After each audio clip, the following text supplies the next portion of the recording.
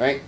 We're debating about whether Belgium should be projected on the face of debaters. That's actually what we're outsourcing to. All right, so without further ado, we will recognize Prime Minister Gary to speak for 5 minutes in favor of the motion. Thank you all for coming. I'm getting over a cold right now, so bear with me.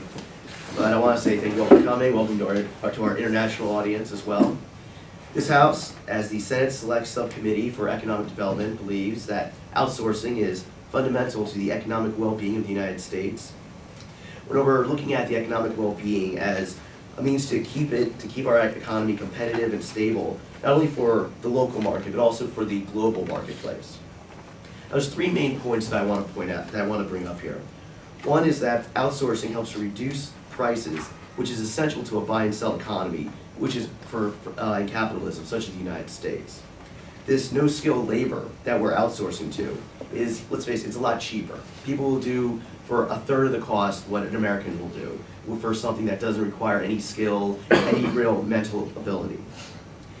Doing this obviously helps keep production costs down, which is better, which helps the United States, which is more of a service-oriented economy.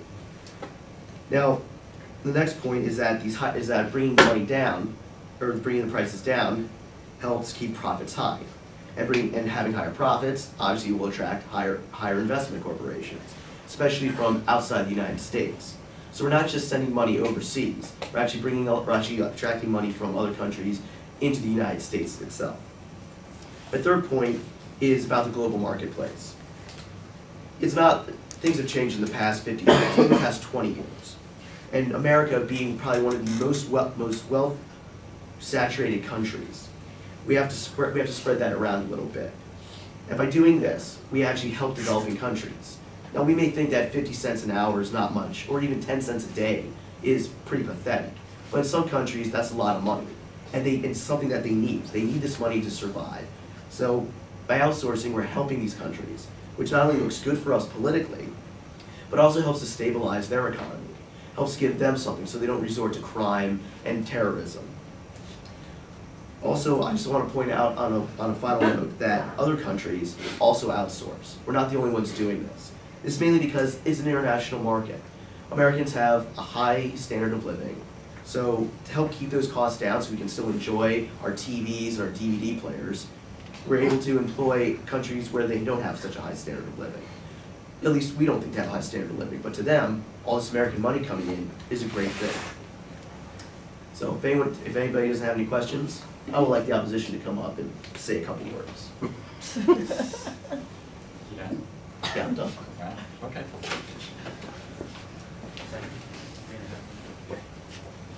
All right, thank you for that. And now we'll have the Leader of the Opposition, Peter, to speak for no more than 5 minutes. Well, let's get the rest of this 5 minutes. No, unfortunately, it doesn't work that way. All right.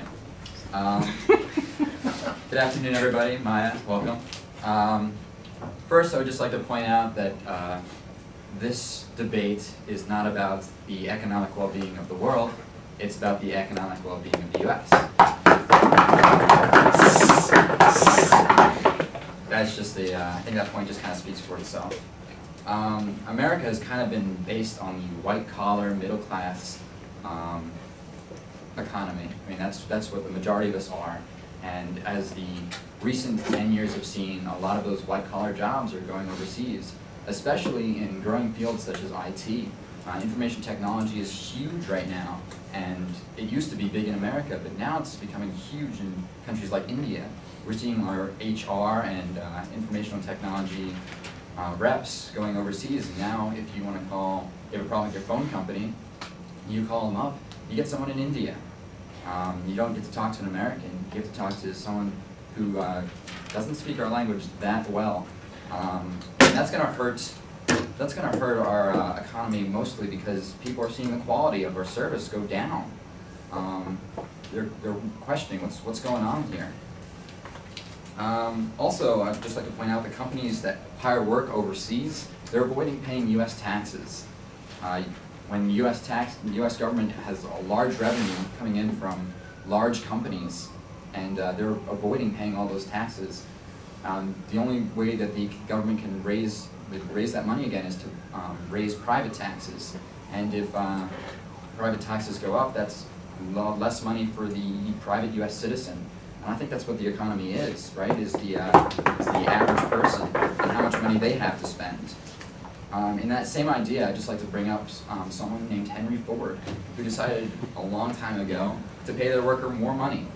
And he decided to pay their workers $5 an hour, or $5 a day for a 40-hour week instead, which was a huge thing back then. No one had been paid that much. The average salary was more like $280 for a 10-hour day.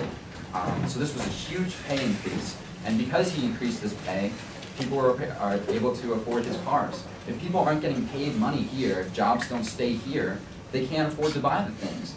And so, I mean, we have economic well-being for these companies in the very, very short run, but the well-being of the U.S. in the long run, no, it's going down. It's going way down. It's spiraling down. The jobs are leaving, and the careers that are growing the fastest are the ones that are leaving the fastest. That's where our job market is. Also, I'd like to point out that fraud is much more common in countries outside of the U.S. A lot of those companies that we hire over the U.S. don't have the kind of security that we have here. There have been IBM's run into a lot of problems with India employees stealing money from them, and they don't think it's a problem. They're like, oh no, that's the way the companies go. We rely on our taxes and our sheets that we fill out for the company. That's just the way things are done here. The companies are losing tons of money due to fraud over there. That doesn't happen over here. We have much stricter laws and much better security. They don't have social security numbers over in India. That's another protection measure that we have here. So basically, I just want to say that, sure, for the short-term economic growth of the very large businesses that can afford to work overseas, yeah, you're going to see a little bit of a pay increase, a little bit more revenue. But in the long run, the economy is going to hurt. It's going to hurt a lot, and it's going to hurt the average middle-class, white-collar worker. All right, thank you very much. Now we'll have a member of government speak for no more than 5 minutes. All right, good afternoon. The opposition spent a long time talking about the long-term effects of the outsourcing on the government, U.S. economy. It's more of a medium term that he's thinking of. The short term is lower prices immediately, but the long term has been the new focus on education and high skilled worker and becoming competitive in the global market for each individual. That's why we're all in this college, and a vast majority of our peers are in college, making themselves competitive for the global economy. The U.S. being a part of the global economy is going to help us. It's going to be, promote our well-being. And the economic well-being is based on economics. And there's two very simple principles from economics. You can look this up in a textbook. It's really not disputable. There's something called the production possibilities frontier, which is the maximum amount of something you can make. So if you have two products or two jobs or two whatever, you can have telemarketers or pharmacists. We only have so many of each. So if U.S. can be up here and be all telemarketers and no pharmacists, it can be down here, all pharmacists, all could be in the middle. It could be anywhere along that line. So what's going to be best for us? We want to be to the high skilled end. We want to be pharmacists. So we want to be somewhere down here. We like telemarketers. We have people that like supply lines, telemarketers. We need those for the economy. I have a question. Yeah. Are you saying that every citizen in the U.S. is capable of becoming a pharmacist? I'm saying they're capable of having some high skilled, some form of skilled job that's not necessarily just pulling a crank and an assembly line. We want to, we're not going to get all the way down this line, but we want to get, as far down as possible, right? So that's the production possibilities frontier. There's another concept with that, because the global economy, we have to be in this global economy. If you want to shut yourself off from that and not outsource, because if you're in part of the global economy, you have to be outsourcing jobs. That's, the World Trade Organization. Well, it's not going to promote. So you keep focusing on this global economy. Where does the U.S. economy come into this? Okay, the U.S. economy and the global economy. We have two different products, again, in the possibility frontier. This time they're in manufacturing. We have someone's making socks, someone's making ultrasound machines. I've got 2 lines here. There's like a level line and a steeper line. Okay, so we're better at making ultrasound machines than socks, or we could be even equal at making the 2. So we want to go far down. We want to go far down the ultrasound machines, so we can get down here. But we can't go above this line, okay, unless we trade with someone who makes socks. So if we have socks and ultrasound, if we make the ultrasound machines and import the socks, we can be up here instead of stuck way down here, or down here, or down here. That's the benefit of global trade. Okay. I don't know if it's just me, but you didn't really describe what those lines are. That's the maximum something you can make. So if you're, like, let's say this number right here is 1,000, and this number is 1,000, right? It's like a basic XY coordinate graph. If you have 1,000 pharmacists, you have 0 telemarketers. If you have 1,000 telemarketers, you have 0 pharmacists. All right, it's the same thing with stocks and the ultrasound machines. If you're this way, you have a lot of ultrasound machines and no socks. And these, like the other 4 companies making socks, all right? And we import stock, and we are making a lot above the, just by the United States itself. And he talked about Ford as well. Ford has not been doing very well lately. Look at Toyota, for example, Ford company, because it works both ways with outsourcing. They have outsourced many, many jobs here. They have 10 manufacturing plants in the United States, which is more than any company except for General Motors.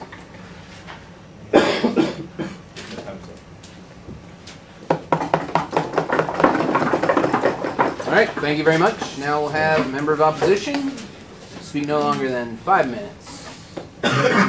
I would just like to start off by saying, personally, I don't know, I'm not an economics major, but what he was describing here really didn't seem like this was even relevant to what we're discussing. I'm not a professor in economics, but what I will tell you is that what we are here today to focus on is the fundamental well-being of the United States. Now, the government side is saying, for them, fundamental must mean that fraud is good. Fundamental must mean that not paying taxes is good as well. And fundamental must mean that a long-range outcome of the United States economy going down is also good. And personally, that's not the type of economy that I would like to participate in, because I am a U.S. citizen. Our leader of opposition pointed out some great points as well, saying that a lot of our good and up-and-coming jobs are going overseas. You see them going to India. He made the example of when you call AOL, say you have a problem with AOL, and you're sitting there waiting for them to pick up your phone call, and all of a sudden you hear an Indian voice. Now, we're not saying that outsourcing is completely bad, but we are saying that outsourcing, because it does reduce your product quality, I don't know, sometimes, I'm sure, in fact, that sometimes when you do call, let's say these human resources, outlines, or phone numbers, that you can't even understand what the people are saying. They can't even identify your problem, and it doesn't even get resolved. And which leads to consumers not even wanting to participate in the services that America is providing. Another great point that he pointed out is that, along with that, there's fraud. Overseas, there's not as strict guidelines as there is in America, and when you have those loose guidelines overseas, you definitely can get millions of dollars that goes nowhere to our economy. And so how does that help us? It doesn't. Also made a point I found in Zolby International poll. It says that 71% of American voters believe that outsourcing jobs overseas hurts the economy. And I'll say that again, 71%. So I would just ask you to think, where are you in that 71%? This was during 2004, the 2004 election. And at that time, 71% of American voters thought that outsourcing hurt the economy. And I would believe that that is still true today. 62% of American voters actually believe that the U.S. government should implement policies against outsourcing, stated just because of those reasons. Fraud, not paying taxes, and long-range negative outcomes. And so I'm here today on the opposition side to say that outsourcing is not fundamental to the economic well-being of the United States. Thank you. All right, thank you much for that. Now we'll move to rebuttals. And first, we have the leader of the opposition to summarize the debate, give points of clarification, and all that good stuff. I'm at a loss for words. Before I'm outsourced, I'll turn it over to you. 3 minutes. Sounds good. First of all, I'd just like to say again that I'm not really sure what's going on with these graphs over here, but it seems to me that it'd be very hard to put an economy that has hundreds and hundreds of jobs on an X and Y plane with only 2 dimensions. That seems a little sketchy to me, but I'll let you guys decide that. Also, when we outsource jobs to other places, we start depending on the other places to have those jobs and to support us in our economy in that special sector, such as the HR, IT work. And I'd just like to point out that we're running into a little bit of trouble right now with the oil problem right now. We're becoming a little bit dependent on oil, and I think we all know that when this country becomes too dependent on a certain type of thing, that it can't be too good. It's better to have everything here within our control. So I'd also like to point out again that in the long term, this is not for the economic well-being of the U.S. Sure, in the short term, companies will see increases in revenue, but in the long term, it's going to hurt us. It's going to hurt the average white-collar worker, and that's who the economic well-being of the U.S. represents. That's what the well-being of the U.S. is the average American. We're all about the American dream. We all want to be able to afford the things that America has to offer. We can't afford them if we don't have jobs. Thank you.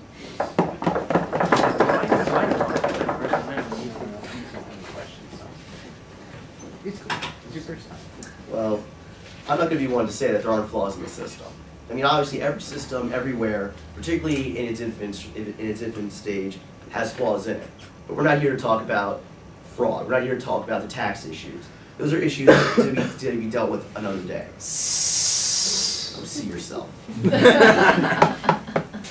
Now, I want to point out another form of outsourcing that happened a long time ago, when machines were introduced to the manufacturing industry. People said, oh, it's going to ruin jobs. People aren't going to have jobs. Not going to be able to afford these things. And the economy has been pretty much as strong as ever since. Since we introduced robots into manufacturing and we outsourced these jobs, there's actually been an increase in jobs. 50% of jobs that exist today did not exist 30 years ago. 50% of jobs that will exist in 30 years don't even exist today. So to be able to sit there, just stand up here and say that, you know, people are going to be losing their jobs, no, they're not. History has shown us jobs are always going to be created. There's always going to be a need for skilled workers. And to say that outsourcing is going to put people out of work, people thought that was going to happen years ago with the Ford industry, actually. But people are still buying cars. Ford is an international corporation now, and I mean, honestly, if you want to talk about the world economy versus the United States economy, the United States is an essential player to the global market. What we do is going to influence the rest of the world. It's been proven, and it will continue to be proven. So, if you want to look at the American economy on itself, it's irrelevant. You have to look at America as someone who's going to have a huge influence and an impact on the world, no matter what we do, be it politics, economics, even the computer industry. So I would like to thank you all for your time for coming, and if no one has any questions, have a good day. All right, very nice, very nice. Let's. Hi, are you still with us? I'm with you. Okay, good. I guess what we can do is we'll take a couple of minutes to gather your notes and your thoughts and think about it. And Maya, I guess we can turn it over to you first, unless one of your students say something first and then talk. It's up to you, really. So you want me to go first? Well, it's up to you. If you want to have the students can Q&A first, if you want, or. Oh no, yeah, not the students. Go ahead. Okay. So if you guys have questions or comments to the debaters, now's the shot. And project, so Maya can hear too, because she might want to say something about it too. So. Yep. I have a question for both the government and the opposition. One was the government. if, I guess on your scales, we were supposed to better ourselves with being a pharmacist or higher education, so we can make, I guess, ultrasound machines and things of higher end, then why, if everything that I'm buying is made in another country? TVs, VCRs, computers. We're like, there's a difference between service jobs and manufacturing jobs. They're manufacturing, like in China, for example, they're factory jobs, basically. No skilled labor. Yeah, no skill. Anyone, they tell them, like, you weld this line, you weld it like 300 times a day. You're like, how many They're even times? easier than just welding, just Or twist- sewing, yeah, whatever, put two things making together. socks. That's a manufacturing job. We don't really need, those are like low skill, you don't really need anything. The jobs we're talking about are like pharmacists like that. They're service jobs. Like, you're not making something, you're helping people, or you're designing something, or, you know, you're testing. It parts. requires a higher level of education. Right. So we say that those jobs are better because you're more flexible. You know, there's upward mobility. There's not really upward mobility in an assembly line job, you know. So it's much better to have an education than to have a service job. The U.S. focus has been on service jobs. We're letting other people worry about manufacturing. We're going to stay, you know, ahead with like IT and stuff like that. And also for the opposition, or excuse me, the opposition, you made a huge point about outsourcing and how it's a problem. But if America would turn around and keep all their jobs that we have, or outsourcing the majority of them, on our soil with higher wages, would more companies go bankrupt because they're paying more money out to hire employees rather than saving that money? There's a type of engineering called industrial engineering, and the whole point of it is to make processes cheaper. So actually, if we were to streamline our processes and even pay our workers more money, but if instead of cutting corners and all the time and always looking for the quick buck, if some companies would project a little bit more into the future and like invest even for like 5, 10, 15 years even before they start making money, they'd be turning in huge revenue. And just that, we're not saying that like any type of outsourcing is bad, but because it's saying fundamental. To me, fundamental means like it's a core, it's necessary, it has to be, you know, a part of the American economy, and what we're saying is it doesn't have to be. Well, the reason this is basically over like we are now, the reason it is fundamental is because in the global economy you have to compete. Like, it's simple economics. Like, you can't be selling something for $20 and something else is selling it for 10 and expect to survive very long. Like, you have to keep your prices low, or you're not going to be able to make a profit. You're not going to live. Well, I think this question is interesting because it seems to bring up a gap in the debate, like critiquing the debate overall. The debate about the word fundamental seems ephemeral. We try to focus Right. on well-being. I mean, what is that, right? And so either side has an opportunity there to really come out. All right, who wants? Hillary, you can go. How do you feel about the fact that the U.S. is now an import economy? We're not exporting, and we're importing. We're not exporting. Well, we are exporting, but We're not. exporting services, like internet stuff. But even that we're not, like we're importing Yeah. like HR and IT, so like a lot of those services are going overseas now too, just like recently. Well, I mean, like major drug companies, stuff like that, like people that actually design the drugs, like people that actually make the internet programs, like Microsoft, stuff like that. They're here. Maybe like the software, like creating the disk and stuff like that is overseas, but not the very high skill. Not the thinkers too that are actually. No. Yeah, they're over there too now. All right, next. I have a question. Well, you both kind of touched on, you focus more on the white collar jobs, the smart jobs, but which I understand because we are here in a university, but where does that leave the rest of the economy? Are you saying that people, if they cannot go to a university and succeed, have no place in That's the what we were American talking. That's what we economy? were kind of talking about at the end was, jobs are always being created. Well, like for instance, Even just if you're basic against skill menial jobs. labor, though, where does that put? Like a big thing in Pittsburgh is the steel industry is gone. It's gone to China. Where does that leave these workers? What do they have if they've been trained in a certain area? They're skilled, but they're skilled in what you would call more menial stuff, more physical activity than mental. And what about the people who, let's say in high school, had real trouble getting good grades and can't go to college and went and got a trade? Where does that leave the tradespeople? Well, there's always going to be a need for people to, turn, use the wrenches and the hammers pretty much wherever you go. I mean, you have to, I mean, even here, we need people here to build houses. We need people here to fix cars. And we may not think of those as really highly intellectual jobs. And we may look at them as very basic skill jobs, but still, they have to be done. It has to be done here with people who live here. It's also like, but that's like a short-term concern. Like people in the short term aren't gonna have the training, and you know it's gonna be bad in the short term for those people because they're they're still at home on welfare or whatever. It's but long term, like the newer generations really have to focus on. They're aware of what's happening now. They know they have to have education. So the long term is everyone's gonna be pushing towards higher education, and that's definitely better. I think you argue that higher education is better. All right, next we have Jim, right? You had your hand up for a while. Yeah, I don't know. Like, sure, higher education is great, and like, the more people going to college now, like, whatever.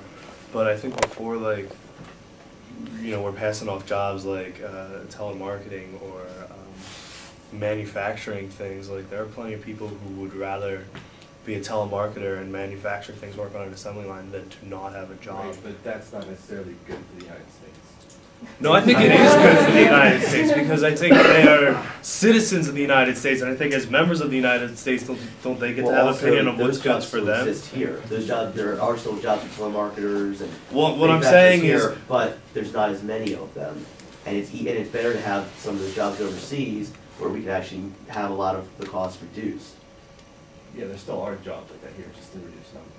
The whole point of outsourcing isn't to send all of these basic skilled jobs overseas. It's to send the majority of them to help larger companies keep their prices down. what I'm saying is, I don't understand why I have to worry so much on these larger companies. I think in the long run, The larger companies will influence pretty much the rest of the economy. I didn't finish. For these larger companies, when we've already got unemployment, like we've already got our own problems, and we already have people who don't have jobs. I think we got to worry about our people here before we. I mean, this is sort of the classic globalization versus protectionism economic debates. On one hand, you'd have someone like the Earth is flat. Who's that guy? Tom Friedman, right, in the New York Times, and then you would have Pat Buchanan, right, on the protectionist side, right, saying Americans first, right? So that's kind of an interesting way you guys kind of fell into those larger discourses. Tanisha. What you guys are saying, like, I thought this was supposed to be about what's best for the USA. The blue collar, class is important. I mean, America was based on people being able to enjoy life. I mean, having the opportunity to have jobs and, hard work equals success. And by, sending these jobs over, you're eliminating that. Well, you're making them, like, minuscule, like they don't matter in comparison to white collar, but... There are blue-collar service jobs, like, look at, like, carpenters or plumbers and stuff like that. It's just not in the manufacturing sector. So you can still have plenty of blue-collar people. Like, we're not going to be importing workers in from India to plumb, and stuff like that. So there's jobs like that that don't necessarily require college education. Well, if that's the issue, then why is 71% of, the public saying that it's obviously affecting more people than what you guys are trying to I'm going to say let that's on? because they don't understand the economics of international trade. And really, like, I don't know, I didn't really have enough time to explain that. But the second Yeah, that's interesting from a debate point of view. I'd like to talk for like 20 minutes about these graphs, but you'll get it in my commentary. I mean, I think here's what I'll say. I think that's the winning argument. I just think it's badly deployed. Yeah. Right. I think that argument wins the debate. But what we should do now, before we run out of time, is get Maya to give her commentary. You still there, Maya? Yep. Okay. Good. I hope you didn't fall asleep or anything. But would you like to? Only briefly. Yeah, only briefly. The moments where I talk are the easy ones to drift off. You know me too well. Yeah. So go ahead and why don't you give your commentary on things? Yeah, no problem. I thought it was pretty good, especially because I heard this was your first debate. Yep. I have a little trouble hearing everything during the debate because it's a bit quiet, but I think I got most. What to say? I think you raised some really good points after the debate, talking about it, and I wish more of that would be incorporated in the debate itself. A few points that you didn't raise, and I think would be very nice if you would be, for example, with on the position side with the jobs going abroad and not so many new ones being created in the States, you have fewer people supporting the social system, for example, which is not really fundamental to the economic well-being or the social well-being of the States. For example, that was a point that wasn't touched, and I think it was quite an important one. Otherwise, I thought it was a good framing of the debate from the proposition. You presented your ideas clearly. I knew what you were going for in the debate.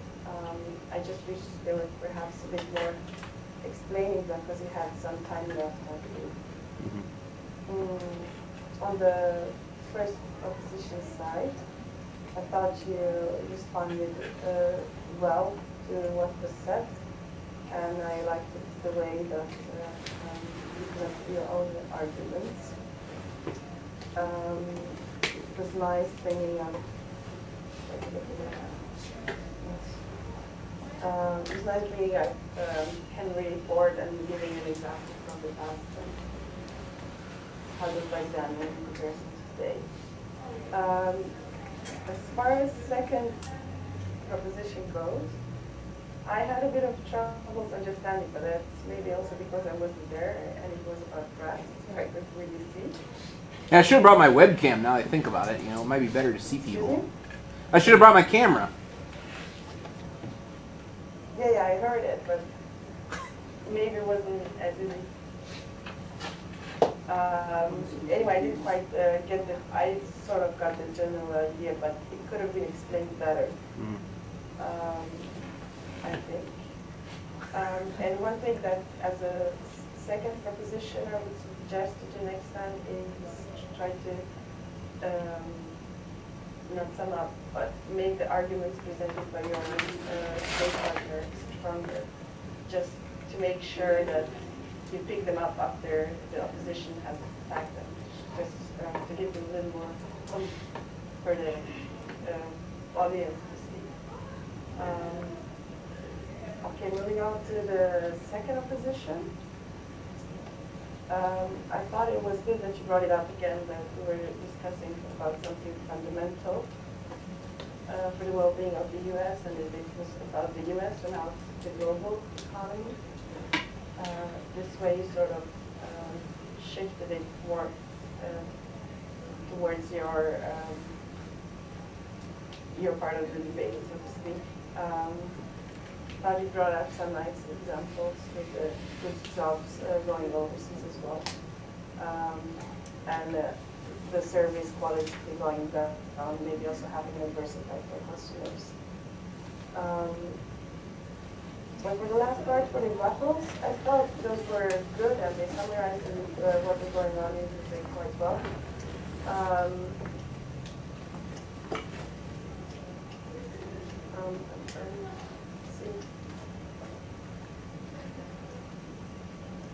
Yeah, no specific comments on those.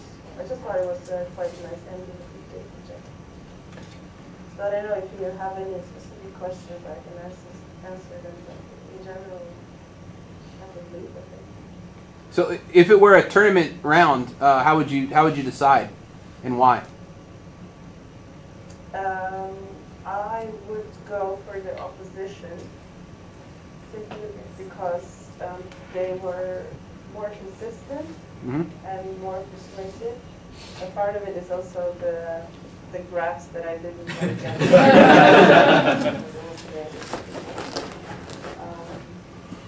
Although I think both sides had some really nice points. It would just be nice to develop them a little bit more and link them back to just show in a very obvious way how this would actually be fundamental for the well-being of the U.S.